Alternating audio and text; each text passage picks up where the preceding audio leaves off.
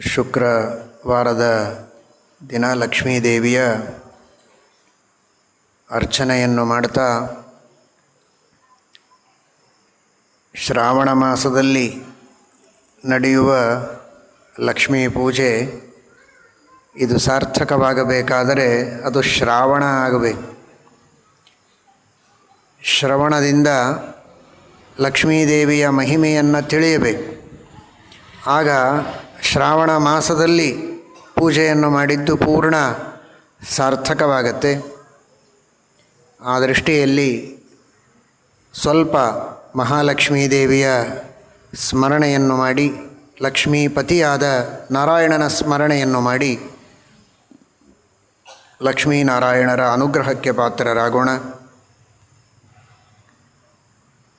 ಮಹಾಲಕ್ಷ್ಮೀ ದೇವಿಯ ಬಹಳ ದೊಡ್ಡ ಮಹಿಮೆ, ಬಹಳ ದೊಡ್ಡ ಗುಣ, ಅವಳಲ್ಲಿರುವ ಎಲ್ಲ ಗುಣಗಳ ಮೂಲ ಸ್ರೋತಸ್ಸು ಅದು ಲಕ್ಷ್ಮೀದೇವಿಯ ಮೇಲೆ ದೇವರು ಮಾಡುವಂತಹ ಅನುಗ್ರಹ, ದೇವರು ಮಾಡುವ ಪ್ರೀತಿ.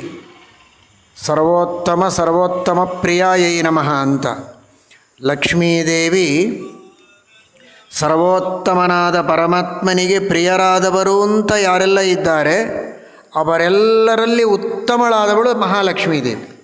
ಬ್ರಹ್ಮದೇವರು ಲಕ್ಷ್ಮೀ ಪರಮಾತ್ಮನಿಗೆ ಪ್ರಿಯರು, ರುದ್ರದೇವರು ಪ್ರಿಯರು, ಇಂದ್ರಾದಿ ದೇವತೆಗಳೆಲ್ಲ ಪ್ರಿಯರು. ಅನಾದಿ ಕಾಲದಿಂದಲೂ ದೇವತೆಗಳು ಪರಮಾತ್ಮನಿಗೆ ಪ್ರಿಯರು. ಒಂದು ಕಡೆಗೆ ಶ್ರೀಮದ್ಭಾಗವತ ಹೇಳ್ತದೆ, ನಯಸ್ಯ ವಧ್ಯ ನ ಚ ರಕ್ಷಣೀಯ ನೋಪೇಕ್ಷಣೀಯಾದರಣೀಯ ಪಕ್ಷ ತಥಾಪಿ ಸರ್ಗಸ್ಥಿತಿ ಸಂಯಮಾರ್ಥಂ ಧತ್ತೇ ರಜಸ್ಸತ್ವತಮಂಸಿ ಕಾಲೇ. ಪರಮಾತ್ಮನಿಗೆ ಉಪೇಕ್ಷಣೀಯ ಆದರಣೀಯ ಅಂತ ಪಕ್ಷಗಳಿಲ್ಲ, ಎಲ್ಲರೂ ಸಮಾನ ಅಂತ ಶ್ರೀಮದಾಚಾರ್ಯರು ನಿರ್ಣಯ ಕೊಡ್ತಾರೆ. ಹಾಗೆ ಅಭಿಪ್ರಾಯವಲ್ಲ. ಯೋಗ್ಯತೆಯನ್ನು ಮೀರಿ, ಯೋಗ್ಯತೆ ಇರೋದಿಲ್ಲ ಆದರೂ ದೇವರು ಪ್ರೀತಿ ಮಾಡ್ತಾನೆ. ಉತ್ತಮ ಯೋಗ್ಯತೆ ಇದೆ ಆದರೂ ದೇವರು ಉಪೇಕ್ಷೆ ಮಾಡ್ತಾನೆ ಅಂತ ಇಲ್ಲ. ಅವರವರ ಯೋಗ್ಯತೆಗೆ ತಕ್ಕಂತೆ ಪರಮಾತ್ಮ ಅವರ ಮೇಲೆ ಪ್ರೀತಿಯನ್ನೋ ಉಪೇಕ್ಷೆಯನ್ನೋ ನಿಗ್ರಹವನ್ನೋ ಮಾಡ್ತಾನೆ ಅಂತ ತಾತ್ಪರ್ಯವೇ ಹೊರತು ಯಾರ ಮೇಲೂ ಪ್ರೀತಿ ಇಲ್ಲ, ಯಾರ ಮೇಲೂ ಉಪೇಕ್ಷೆ ಇಲ್ಲ, ದ್ವೇಷ ಇಲ್ಲ, ಎಲ್ಲರನ್ನೂ ಸಮಾನವಾಗಿ ಕಾಣ್ತಾನೆ ಅಂತ ಸರ್ವಥಾ ಅಲ್ಲ. ಅನಾದಿ ಕಾಲದಿಂದಲೂ ದೇವತೆಗಳ ಮೇಲೆ ಪರಮಾತ್ಮನಿಗೆ ಪ್ರೀತಿ ಇದೆ. ಅನಾದಿ ಕಾಲದಿಂದಲೂ ದೈತ್ಯರ ಮೇಲೆ ಭಗವಂತನಿಗೆ ಕೋಪ ಇದೆ. ಕೋಪ ಅಂದರೆ ದೇವರಿಗೆ ಸಂತಾಪ ರೂಪವಾದ ಕೋಪ ಅಲ್ಲ, ಆದರೆ ಅವರು ಮಾಡಿದ ತಪ್ಪಿಗೆ ಶಿಕ್ಷೆ ಕೊಡಬೇಕು ಅನ್ನುವಂತಹ ನಿಗ್ರಹ ಮಾಡಬೇಕೆಂಬ ಸಂಕಲ್ಪ ಪರಮಾತ್ಮನಿಗುಂಟು. ಆ ರೀತಿ ಪರಮಾತ್ಮನಿಗೆ ಪ್ರೀತಿಗೆ ಪಾತ್ರರಾದವರು ದೇವತೆಗಳು ಇಂದಿನಿಂದಲ್ಲ, ಅನಾದಿ ಕಾಲದಿಂದ. ಎಲ್ಲ ಸಜ್ಜನರು, ಅದರಲ್ಲಿ ವಿಶೇಷವಾಗಿ ದೇವತೆಗಳು, ಅದರಲ್ಲಿಯೂ ದೇವತೋತ್ತಮರಾದಂತಹ ಬ್ರಹ್ಮಾದಿಗಳು, ಅವರೆಲ್ಲರಿಗಿಂತಲೂ ಪ್ರೀತಿ ಪಾತ್ರಳಾದವಳು ಲಕ್ಷ್ಮೀದೇವಿ. ಆದ್ದರಿಂದ ಸರ್ವೋತ್ತಮ ಪ್ರಿಯಾಯೈ ನಮಃ ಅಂತ ಭಾಗವತ ತಾತ್ಪರ್ಯದಲ್ಲಿ ಮತ್ತೊಂದು ಕಡೆಗೆ ಹೇಳುತ್ತಾರೆ. ಲಕ್ಷ್ಮೀದೇವಿಯನ್ನು ಆರಂಭ ಮಾಡಿಕೊಂಡು ತೃಣ ಜೀವದವರೆಗೆ ಎಲ್ಲ ಚೇತನರ ಜೀವರಾಶಿಗಳ ತಾರತಮ್ಯವನ್ನು ನಿರ್ಣಯ ಮಾಡುವುದಕ್ಕೆ ಇರುವಂತಹ ಮಾನದಂಡ ಯಾವುದು ಅಂದರೆ ಅದು ಭಕ್ತಿ. ದೇವರಲ್ಲ, ದೇವರಲ್ಲಿ ಭಕ್ತಿ ಇಲ್ಲವೇ ಇಲ್ಲ. ಯಾರ ಮೇಲೆ ಭಕ್ತಿ ಮಾಡಬೇಕವನು? ತನಗಿಂತಲೂ ಉತ್ತಮರು ಯಾರಾದರೂ ಇದ್ದರೆ ದೇವರು ಭಕ್ತಿ ಮಾಡಬೇಕು, ಅವನೇ ಸರ್ವೋತ್ತಮ, ಅವನು ಭಕ್ತಿ ಮಾಡುವ ಪ್ರಶ್ನೆ ಇಲ್ಲ. ಆದರೆ ದೇವರ ನಂತರ ಲಕ್ಷ್ಮೀದೇವಿಯನ್ನು ಆರಂಭ ಮಾಡಿಕೊಂಡು ಇನ್ನುಳಿದ ಎಲ್ಲ ಚೇತನರಲ್ಲಿ ಯಾರು ಉತ್ತಮರು ಅಂತ ನಿರ್ಣಯ ಮಾಡುವುದಕ್ಕೇನಾದರೂ ಮಾನದಂಡ ಇದ್ದರೆ ಅದು ಭಕ್ತಿ, ಭಗವಂತನ ಪ್ರೀತಿ. ಆ ಪ್ರೀತಿಗೆ ಸಾಧನವಾದದ್ದು ಭಕ್ತಿ. ಯಾರು ಎಷ್ಟು ಭಕ್ತಿಯನ್ನು ಮಾಡ್ತಾರೋ ಅವರು ಉತ್ತಮರು, ಭಕ್ತಿ ಹೆಚ್ಚು ಮಾಡಿದರೆ ಅವರು ಉತ್ತಮರು. ಸರ್ವ ಚೇತನರಲ್ಲಿ ಅತ್ಯುತ್ತಮ ಭಕ್ತಿಯನ್ನು ಮಾಡುವವಳು ಮಹಾಲಕ್ಷ್ಮಿ. ಆ ಕಾರಣಕ್ಕಾಗಿಯೇ ಅತ್ಯುತ್ತಮವಾದ ಪರಮಾತ್ಮನ ಪ್ರೀತಿಗೆ ಪಾತ್ರಳಾದವಳು ಮಹಾಲಕ್ಷ್ಮಿ. ಅದಕ್ಕಾಗಿ ಅವಳಿಗೆ ಇಷ್ಟು ದೊಡ್ಡ ಸ್ಥಾನ, ಇಷ್ಟು ದೊಡ್ಡ ಅಧಿಕಾರ. ಅನಾದಿ ಕಾಲದಿಂದಲೂ ಅವಳಿಗೆ ಸಂಸಾರ ಇಲ್ಲ, ಅನಾದಿ ಕಾಲದಿಂದಲೂ ಸಂಸಾರದ ದುಃಖ ಇಲ್ಲ. ಜೀವರಿದ್ದಾರೆ, ಅನಾದಿ ಕಾಲದಿಂದ ಸಂಸಾರದೊಳಗೇ ಮುಳುಗಿದವರು. ಗುರುಗಳ ಉಪದೇಶ ಎಷ್ಟೋ ಜನ್ಮಗಳವರೆಗೆ ಸಾಧನ. ಬಹೂನಾಂ ಜನ್ಮನಾಮಂತೆ ಜ್ಞಾನವಾನ್ ಮಾಂ ಪ್ರಪದ್ಯತೆ. ಎಷ್ಟೋ ಜನ್ಮಗಳ ಸಾಧನೆಯಾದ ಮೇಲೆ ಅಪರೋಕ್ಷ ಜ್ಞಾನ, ಆಮೇಲೆ ಮೋಕ್ಷ. ಆಗ ಎಲ್ಲ ದುಃಖ ದೂರವಾಗತ್ತೆ. ಅರ್ಥ ಮಾಡಿಕೊಳ್ಳಿ, ಅನಾದಿ ಕಾಲದಿಂದ ದುಃಖದೊಳಗೆ ಮುಳುಗಿ ಇನ್ನೆಷ್ಟೋ ಕೋಟಿ ವರ್ಷಗಳಾದ ಮೇಲೆ, ಎಷ್ಟೋ ಜನ್ಮಗಳ ನಂತರ ಅಪರೋಕ್ಷ ಜ್ಞಾನವಾದ ಮೇಲೆ ದುಃಖವನ್ನು ಕಳೆದುಕೊಳ್ಳುವವರು ಜೀವರು. ಆದರೆ ಮಹಾಲಕ್ಷ್ಮಿ ತದ್ವಿರುದ್ಧ, ಅನಾದಿ ಕಾಲದಿಂದಲೂ ದುಃಖದ ಸಂಪರ್ಕ ಇಲ್ಲ.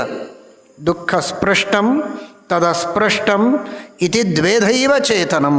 ಶ್ರೀಮದಾಚಾರ್ಯರು ತತ್ವಸಂಖ್ಯಾನದಲ್ಲಿ ತಿಳಿಸ್ತಾರೆ, ಲಕ್ಷ್ಮೀದೇವಿಗೆ ಅನಾದಿ ಕಾಲದಿಂದಲೂ ದುಃಖದ ಸಂಪರ್ಕ ಇಲ್ಲ. ಅಂದರೆ ನಾವು ಎಷ್ಟು ಚೆನ್ನಾಗಿ ತಾರತಮ್ಯವನ್ನು ಇಲ್ಲಿ ತಿಳಿಯಬೇಕು ನೋಡಿ. ಅನಾದಿ ಕಾಲದಿಂದಲೂ ದುಃಖದೊಳಗೆ ಮುಳುಗಿದವರು ನಾವಾದರೆ, ಅನಾದಿ ಕಾಲದಿಂದಲೂ ದುಃಖದ ಸಂಬಂಧವೇ ಇಲ್ಲ, ಅನಂತ ಕಾಲದವರೆಗೂ ಇಲ್ಲದೇ ಇರುವ ಮಹಾನುಭಾವಳು ಲಕ್ಷ್ಮೀದೇವಿ.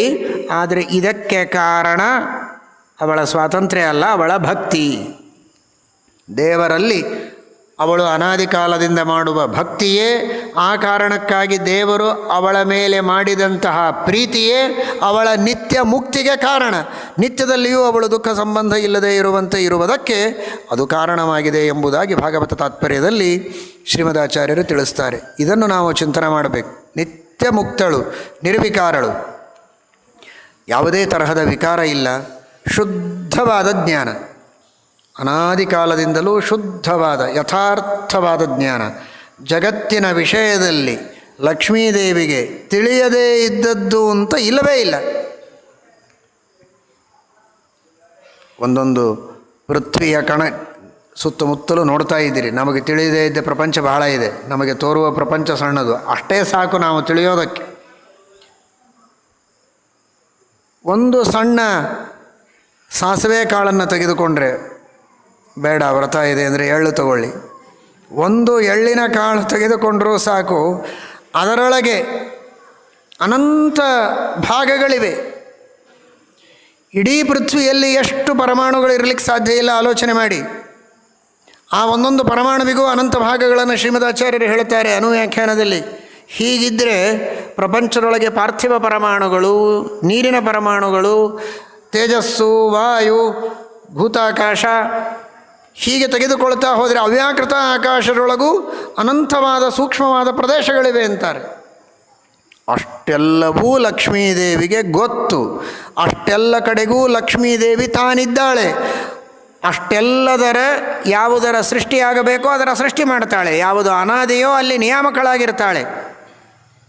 ಅಂದರೆ ಅವಳ ಮಹಿಮೆ ಎಷ್ಟು ದೊಡ್ಡದು ತಿಳಿಯಿರಿ. ಎಲ್ಲದರ ಮೇಲೆ ಅವ್ಯಾಕೃತ ಆಕಾಶ ಅನಂತ, ಅದಕ್ಕೆ ಸೀಮೆಯೇ ಇಲ್ಲ. ಅನಂತವಾದ ಅವ್ಯಾಕೃತ ಆಕಾಶ, ಅನಂತವಾದ ಪ್ರಕೃತಿ, ಅಲ್ಲೆಲ್ಲ ಕಡೆಗೂ ತುಂಬಿಕೊಂಡಿದ್ದವಳು. ಪೂಜೆ ಮಾಡುವ ಪುಟ್ಟ ಪ್ರತಿಮೆಗಳು, ಪೂಜೆ ಮಾಡುವ ಪುಟ್ಟ ಲಕ್ಷ್ಮಿಯ ಚಿತ್ರಗಳು, ಅರ್ಚನೆಗೆ ಕುಳಿತಿದ್ದೀರಿ, ಇಷ್ಟರಲ್ಲಿ ಲಕ್ಷ್ಮೀದೇವಿ ಇದ್ದಾಳೆ ಅಂತ ತಿಳಿಯಬೇಡಿ. ಭಕ್ತಿಯಿಂದ ಪೂಜೆ ಮಾಡ್ತಾ ಇದ್ದೀರಿ, ಅಲ್ಲಿ ಲಕ್ಷ್ಮೀದೇವಿ ಇದ್ದಾಳೆ ಎನ್ನುವುದರಲ್ಲಿ ಸಂಶಯ ಇಲ್ಲ. ಅಲ್ಲಿ ಮಾತ್ರ ಇಲ್ಲ, ವಿಶ್ವದ ತುಂಬೆಲ್ಲ ಇದ್ದಾಳೆ. ವಿಶ್ವದ ರಾಣಿಯವಳು. ವಿಶ್ವಸ್ಥಿತಿ ಪ್ರಳಯ ಸರ್ಗ ಮಹಾವಿಭೂತಿ ವೃತ್ತಿ ಪ್ರಕಾಶ ನಿಯಮಾವೃತಿ ಬಂಧ ಮೋಕ್ಷಾ ಯಸ್ಯಾ ಅಪಾಂಗಲಭ ಮಾತ್ರತ ಊರ್ಜಿತಾಸ ಶ್ರೀಹಿ ಯತ್ಕಟಾಕ್ಷ ಬಲವತಿ ಅಜಿತಂ ನಮಾಮಿ. ಅಂತಹ ಮಹಾಲಕ್ಷ್ಮೀ ದೇವಿ ಅವಳ ಜ್ಞಾನ ಆಲೋಚನವೇ ಇಲ್ಲದೆ ಎಲ್ಲವನ್ನೂ ತಿಳಿಯುತ್ತಾಳೆ. ಪರಮಾತ್ಮನಲ್ಲಿಯೂ ಕೂಡ ಸಕಲ ಜಗತ್ತಿನಲ್ಲಿ ವ್ಯಾಪ್ತನಾದ ಸರ್ವತ್ರ ಸರ್ವದಾ ಸರ್ವಾಕಾರ ಸರ್ವಾಧಾರ ಸರ್ವಾಶ್ರಯ ಸರ್ವೋತ್ಪಾದಕ ಸರ್ವಪಾಲಕ ಸರ್ವಸಂಹಾರಕ ಇತ್ಯಾದಿಯಾಗಿ ಬ್ರಹ್ಮದೇವರು ವಾಯುದೇವರೇ ಪರಮಾತ್ಮನ ಉಪಾಸನೆ ಮಾಡಿದರೆ ಅವರೆಲ್ಲರಿಗಿಂತಲೂ ಕೋಟಿಪಟ್ಟು ಅಧಿಕವಾಗಿ ಮಹಾಲಕ್ಷ್ಮೀ ದೇವಿ ಆ ಪರಮಾತ್ಮನನ್ನು ತಿಳಿದಿದ್ದಾಳೆ. ಪರಮಾತ್ಮನ ಗುಣಗಳು ಅನಂತ, ಕ್ರಿಯೆಗಳು ಅನಂತ, ಅವನ ರೂಪಗಳು ಅನಂತ. ಆ ಒಂದೊಂದು ಗುಣಗಳಿಗೂ ಮತ್ತೆ ಅನಂತ ಗುಣಗಳಿವೆ, ಅನಂತ ಕ್ರಿಯೆಗಳಿವೆ, ಅನಂತ ಅವತಾರಗಳಿವೆ. ಅದನ್ನೆಲ್ಲವನ್ನೂ ಲಕ್ಷ್ಮೀದೇವಿ ಉಪಾಸನೆ ಮಾಡ್ತಾಳೆ. ಪರಮಾತ್ಮನ ಅನಂತ ಗುಣ, ಅನಂತ ಕ್ರಿಯೆ, ಅನಂತ ರೂಪಗಳನ್ನು ಬ್ರಹ್ಮದೇವರು ಉಪಾಸನೆ ಮಾಡಿದರೆ ಆ ಒಂದೊಂದು ಗುಣಗಳಿಗೂ ಮತ್ತೆ ಅನಂತ ಗುಣ, ಅನಂತ ಕ್ರಿಯೆ, ಅನಂತ ಅವತಾರಗಳನ್ನು ಮಹಾಲಕ್ಷ್ಮೀ ದೇವಿ ಉಪಾಸನೆಯನ್ನು ಮಾಡ್ತಾಳೆ. ಅವಳ ಜ್ಞಾನ ಎಂಥದ್ದು, ಅವಳ ಯೋಗ್ಯತೆ ಏನು ಊಹೆ ಮಾಡುವುದಕ್ಕೆ ಸಾಧ್ಯ ಇಲ್ಲ. ರಮಾಬ್ರಹ್ಮಾದಿಗಳೆಲ್ಲ ಬ್ರಹ್ಮಾದಿ ದೇವತೆಗಳ ಸ್ಥಾನ ಎಲ್ಲ ಲಕ್ಷ್ಮೀದೇವಿಯ ಅಧೀನ, ಅವಳ ಸ್ಥಾನಮಾನಗಳೆಲ್ಲ ಪರಮಾತ್ಮನ ಕಟಾಕ್ಷದ ಅಧೀನ. ಅಂದರೆ ಅನೇಕ ಬಾರಿ ಚಿಂತನೆ ಮಾಡುವುದುಂಟು. ಭಾರೀ ಶ್ರೀಮಂತರು, ದೊಡ್ಡ ಚಕ್ರವರ್ತಿ ಸಮ್ರಾಟ್ ಅಥವಾ ಮಹಾರಾಣಿ ಅವರೆಲ್ಲ ಹೇಗಿರ್ತಾರೆ? ಉಳಿದವರ ಹಾಗೆ ಮನೆ ತುಂಬ ಓಡಾಡಿ ಗಲಾಟೆ ಮಾಡಿ ಅಲ್ಲಿ ಹೋಗಿ ಇಲ್ಲಿ ಬಂದು ಇನ್ನೊಬ್ಬರಿಗೆ ಕೈ ಬಿದ್ದು ಕಾಲಿಗೆ ಬಿದ್ದು ಕೆಲಸ ಮಾಡಿಸ್ಕೊಳ್ಳೋದಿಲ್ಲ. ಕೂತಲ್ಲೇ ಒಂದು ಕಣ್ಣು ಸನ್ನೆ ಮಾಡಿದರೆ ಸಾಕು ಕೆಲಸಗಳು ನಡೀತಾ ಇರ್ತದೆ. ನಿಜವಾದ ಸಮ್ರಾಟ ಚಕ್ರವರ್ತಿಗಳು ಅಂದರೆ ಹಾಗಿರ್ತಾರೆ. ಸಾವಿರಾರು ಜನ ಅವರ ಕೈ ಕೆಳಗೆ ಕೆಲಸಗಾರರು, ಮಂತ್ರಿಗಳು, ಸೇನಾಪತಿಗಳು ಅದರ ಕೆಳಗೆ ತಾರತಮ್ಯ ಕ್ರಮದಲ್ಲಿ ಅವರು ಕಣ್ಣು ಮಾಡಿದರೆ ಕೆಲಸ ಆಗುತ್ತೆ. ಸಾಮಾನ್ಯ ಚಕ್ರವರ್ತಿಗಳೇ ಹೀಗಿರಬೇಕಾದರೆ ಆ ಚಕ್ರಧರನಾದ ಚಕ್ರವರ್ತಿ ಹೇಗಿರಬೇಕು? ಆ ಪರಮಾತ್ಮ ಅವನು ಒಂದು ಚಕ್ರ ಅಂದರೆ ರಾಷ್ಟ್ರ, ಇಡೀ ಚಕ್ರವನ್ನು, ರಾಷ್ಟ್ರದ ಚಕ್ರವನ್ನು ತನ್ನ ಕೈಯಲ್ಲಿಟ್ಟುಕೊಂಡವ ಅಂತ. ಚಕ್ರ ಅನ್ನುವ ಶಬ್ದಕ್ಕೆ ಇನ್ನೊಂದು ಅರ್ಥ ಆಜ್ಞೆ ಅಂತ ಇದೆ. ಚಕ್ರ ತನ್ನ ಆಜ್ಞೆಯಿಂದ ಚಕ್ರ, ಇಡೀ ರಾಷ್ಟ್ರದ ಚಕ್ರವನ್ನು ಯಾರು ಪ್ರವರ್ತನೆ ಮಾಡ್ತಾರೆ ಅವರು ಚಕ್ರವರ್ತಿಗಳು. ಇವನು ಒಂದು ರಾಷ್ಟ್ರ ಅಲ್ಲ, ವಿಶ್ವ, ಇಡೀ ವಿಶ್ವವನ್ನೇ, ವಿಶ್ವದ ಚಕ್ರವನ್ನೇ ತನ್ನ ಆಜ್ಞಾಚಕ್ರದಿಂದ, ಕೇವಲ ತನ್ನ ಕಟಾಕ್ಷದಿಂದ ನಿಯಂತ್ರಣ ಮಾಡುವವ ದೇವ ಹಾಗೂ ಈ ದೇವಿ ಇಬ್ಬರೂ ಹಾಗೆ ಶ್ರೀಮದಾಚಾರ್ಯರು ಶ್ಲೋಕದಲ್ಲಿ ತಿಳಿಸ್ತಾರೆ. ಯಸ್ಯ ಅಪಾಂಗ ಲವ ಮಾತ್ರತಃ, ಕೇವಲ ಕುಡಿ ನೋಟದಿಂದ ಎಲ್ಲ ಕಾರ್ಯವನ್ನು ಮಾಡಿಸ್ತಾಳೆ ಲಕ್ಷ್ಮೀದೇವಿ. ಅವಳಿಗೊಂದು ತನ್ನ ಕುಡಿ ನೋಟದಿಂದ ಶಕ್ತಿಯನ್ನು ತುಂಬುತ್ತಾನೆ ಪರಮಾತ್ಮ. ಇಬ್ಬರೂ ತಮ್ಮ ಚೇರು ಬಿಟ್ಟು ಕೆಳಗಿಳಿಯುವುದಿಲ್ಲ.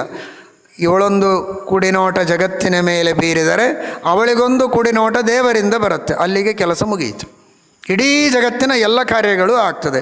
ಈ ರೀತಿ ಚಿಂತನೆ ಮಾಡಿದರೆ ಬೇರೆ ಏನಲ್ಲ, ನಿಮ್ಮ ಕುಡಿನೋಟದಿಂದ ನಿಮ್ಮ ಕುಡಿಗಳಾದರೂ ಕೆಲಸ ಮಾಡ್ತವೆ, ನಿಮ್ಮ ಮಕ್ಕಳಾದರೂ ನಿಮ್ಮ ಕುಡಿನೋಟದಿಂದ ಕೆಲಸ ಮಾಡೋ ಭಾಗ್ಯ ಸಿಗತ್ತೆ, ಸರಿಯಾಗಿ ದೇವರ ಉಪಾಸನೆ ಮಾಡಿದರೆ. ಇಲ್ಲದೇ ಇದ್ದರೆ ನಿಮ್ಮ ಕುಡಿನೋಟದಿಂದ ಯಾವ ಕೆಲಸವೂ ಆಗಲಿಕ್ಕೆ ಸಾಧ್ಯ ಇಲ್ಲ. ಅವರು ಒಂದೊಂದು ಹಾಲಿನ ಹನಿಯನ್ನು ಕುಡಿಯುವುದಕ್ಕೂ, ಪುಸ್ತಕದ ಒಂದೊಂದು ಅಕ್ಷರಗಳನ್ನು ನೋಡುವುದಕ್ಕೂ ನೀವು ಕುಣಿದಾಡಬೇಕಾಗತ್ತೆ. ಅವರ ಒಂದು ಕುಡಿ ಅಥವಾ ಅವರ ಒಂದು ನೋಟಕ್ಕೂ ನೀವು ಕುಣಿದಾಡಬೇಕಾಗತ್ತೆ. ಅದು ತಪ್ಪಬೇಕು ಅಂದರೆ ಇವರ ಕುಡಿ ನೋಟಗಳಿಂದ ಎಲ್ಲ ಆಗತ್ತೆ ಅಂತ ಚಿಂತನೆ ಮಾಡಿ, ನಿಮ್ಮ ಕುಡಿ ನೋಟದಿಂದ ನಿಮ್ಮ ಕುಡಿಗಳು ಕನಿಷ್ಠ ನಿಮ್ಮ ಕಡೆಗೆ ನೋಟ ಆದರೂ ಬೀಳ್ತವೆ. ನೋಟುಗಳ ಕಡೆಗೆ ನೋಟ ಬೀರದೆ ನಿಮ್ಮ ಕಡೆಗೆ ಅವರ ನೋಟ ಬರಬೇಕಾದರೆ ಇಷ್ಟಾದರೂ ದೇವರ ಉಪಾಸನೆಯನ್ನು ಮಾಡಿ. ಇಷ್ಟಕ್ಕೋಸ್ಕರ ಮಾಡಬೇಡಿ. ಅಪರೋಕ್ಷ ಜ್ಞಾನ, ಭಗವಂತನ ದರ್ಶನ, ಅವನ ಅನುಗ್ರಹಕ್ಕೋಸ್ಕರ ಆ ಮಹಾಲಕ್ಷ್ಮೀ ದೇವಿಯ ಉಪಾಸನೆಯನ್ನು ವಿಶೇಷವಾಗಿ ಮಾಡಬೇಕು. ಇಂದ್ರದೇವರು ಅವರೆಲ್ಲ ನಿಷ್ಕಾಮ ಭಕ್ತರು. ಆರಾಧಿತೋಯೋ ಬ್ರಹ್ಮಾದ್ಯೈ ಭಕ್ತಿಜ್ಞಾನದಯಾದಿಭಿ ಕಿಂ ತಸ್ಯ ಕಾಮುಕಜನೈ ಕೃತಯ ಪರಿಚರ್ಯಯ ಅಂತ. ನಿಷ್ಕಾಮ ಸೇವೆಯನ್ನು ಮಾಡುವವರು ದೇವತೆಗಳು. ಆದರೂ ಅಧಿಕಾರದೊಳಗಿದ್ದಾಗ ಸ್ವಾಧಿಕಾರಾಭಿಕಾಮನಂ, ಅವರವರು ಆಧಿಕಾರಿಕರಾದ ದೇವತೆಗಳು ತಮ್ಮ ಅಧಿಕಾರಕ್ಕೆ ಸಂಬಂಧಪಟ್ಟ ಕೆಲವು ಅಪೇಕ್ಷೆಗಳನ್ನು ಪಟ್ಟರೆ ಅದು ತಪ್ಪಲ್ಲ ಅಂತ 3 ಲೋಕಗಳ ಒಡೆಯನಾದ ಇಂದ್ರ ಆ ಐಶ್ವರ್ಯ ಸಂಪತ್ತು ಇಡೀ ಜಗತ್ತಿಗೆ ಕ್ಷೇಮ ಆಗುವುದಕ್ಕೆ ಮಹಾಲಕ್ಷ್ಮಿಯ ಉಪಾಸನೆಯನ್ನು ಮಾಡಿದ್ದಾನೆ. ನಮಸ್ತೆಸ್ತು ಮಹಾಮಾಯೆ ಶ್ರೀಪೀಠೆ ಸುರಪೂಜಿತೆ ಅಂತ ಲಕ್ಷ್ಮೀದೇವಿಯ ವಿಶೇಷ ಉಪಾಸನೆಯನ್ನು ಮಾಡಿ ಅನುಗ್ರಹವನ್ನು ಪಡೆದಿದ್ದಾನೆ. ಇಂದ್ರ ಐಶ್ವರ್ಯವನ್ನು ಪಡೆದದ್ದು ಲಕ್ಷ್ಮೀದೇವಿಯ ಅನುಗ್ರಹದಿಂದ. ಎಲ್ಲ ದೇವತೆಗಳು ಸ್ಥಾನಮಾನಗಳನ್ನು, ಐಶ್ವರ್ಯವನ್ನು ಪಡೆದದ್ದು ಲಕ್ಷ್ಮೀದೇವಿಯ ಅನುಗ್ರಹದಿಂದ. ಬರೀ ಐಶ್ವರ್ಯಕ್ಕಲ್ಲ, ಎಲ್ಲರಿಗೆ ಜ್ಞಾನ ಬರೋದು ಲಕ್ಷ್ಮೀದೇವಿಯಿಂದ. ಅದೆಲ್ಲ ನಿಮ್ಮ ನಾಮಾವಲಿಯಲ್ಲಿದೆ. ಲಕ್ಷ್ಮೀದೇವಿಯ ಶ್ರೀ, ಭೂ, ದುರ್ಗ 3 ರೂಪಗಳು.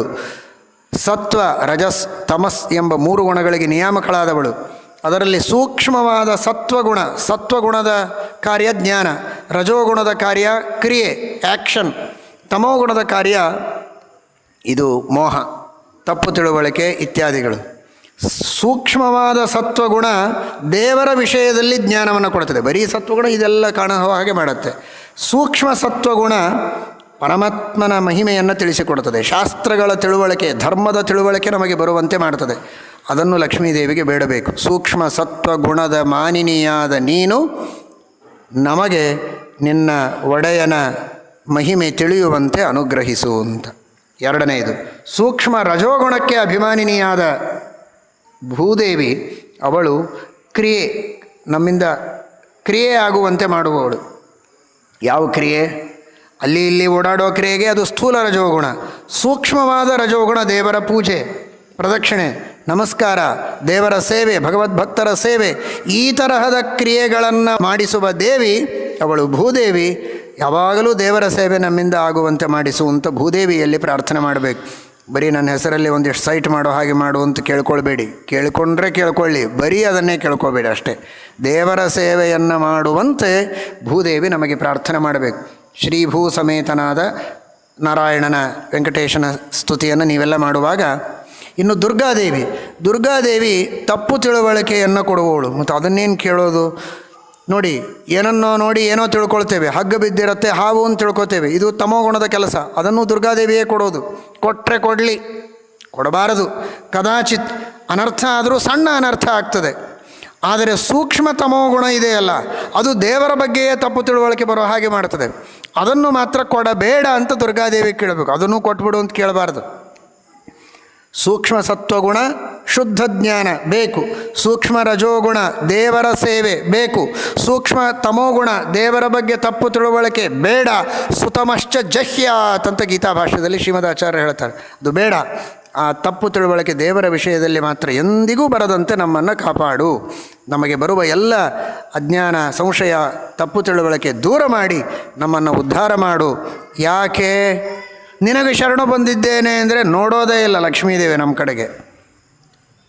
ನಿನ್ನ ಗಂಡನಿಗೆ ಶರಣು ಬಂದಿದ್ದೇವೆ ಅನ್ನಬೇಕು. ನಿನ್ನ ಗಂಡನ ಜೊತೆಗೆ ನಿನಗೂ ಶರಣ ಬಂದಿದ್ದೇವೆ ಅಂದರೆ ತಪ್ಪಿಲ್ಲ. ನಿನಗೆ ಮಾತ್ರ ಶರಣ ಬಂದಿದ್ದೇವೆ ಅಂದರೆ ಅವಳು ನೋಡುವುದಿಲ್ಲ. ದೈವೀಹ್ಯೇಷ ಗುಣಮಯಿ ಮಮ ಮಾಯಾ ದುರತ್ಯಯ ಮಾಮೇವಯೇ ಪ್ರಪದ್ಯಂತೆ ಮಾಯಾಮೇತಾಂತರಂತಿತೆ ಅಂತ ಕೃಷ್ಣ ಹೇಳಿದ್ದಾನೆ. ಮಾಯಾ ಅಂದರೆ ದುರ್ಗೆ. ಆ ದುರ್ಗೆಯ ಬಂಧನದಿಂದ ನೀವು ಮುಕ್ತರಾಗಬೇಕಾದರೆ ನನಗೆ ಶರಣು ಬನ್ನಿ, ದುರ್ಗೆ ನಿಮ್ಮನ್ನು ಬಂಧನದಿಂದ ಮೋಚನೆ ಮಾಡ್ತಾಳೆ ಅಂತ ಭಗವದ್ಗೀತೆಯಲ್ಲಿ ಕೃಷ್ಣ ಹೇಳಿದ್ದಾನೆ. ಆದ್ದರಿಂದ ಆ ರೀತಿ ಶ್ರೀಭೂ ದುರ್ಗೆಯರಲ್ಲಿ ಪ್ರಾರ್ಥನೆ ಮಾಡ್ತಾ ಭಕ್ತಿಯಿಂದ ನೀವೆಲ್ಲ ಈ ಅರ್ಚನೆಯನ್ನು ಮಾಡಿ. ಪ್ರಾಯ ಎಲ್ಲ ಸೌರಭ ದಾಸ ಸಾಹಿತ್ಯದ ವಿದ್ಯಾಲಯದ ವಿದ್ಯಾರ್ಥಿನಿಯರು ಇಲ್ಲಿ ಸೇರಿದ್ದೀರಿ. ನೀವೆಲ್ಲ ದಾಸ ಸಾಹಿತ್ಯ, ಆ ಮೂಲಕವಾಗಿ ವೇದವ್ಯಾಸದೇವರ ಶ್ರೀಮದಾಚಾರ್ಯರ ಟೀಕಾಕೃತ್ಪಾದರ ಸಂದೇಶವನ್ನು ತಿಳಿದುಕೊಳ್ಳುವ ಒಂದು ಉತ್ಸುಕತೆಯಿಂದ ನೀವು ವಿದ್ಯಾಲಯದಲ್ಲಿ ಭಾಗವಹಿಸಿರಾದ್ದರಿಂದ ಶ್ರೀದೇವಿಯ ಅನುಗ್ರಹ ನಿಮಗೆ ಅವಶ್ಯವಾಗಿ ಬೇಕು. ಇಂತಹ ಅರ್ಚನೆ ಮನೆಯಲ್ಲಿ ಗೃಹಕೃತ್ಯಗಳು, ಪತಿಯ ಸೇವೆ, ಇನ್ನನೇಕ ಸತ್ಕಾರ್ಯಗಳನ್ನು ನಿತ್ಯದಲ್ಲಿ ಮಾಡುವುದಕ್ಕೆ ಭೂದೇವಿಯ ಅನುಗ್ರಹವೂ ಬೇಕು.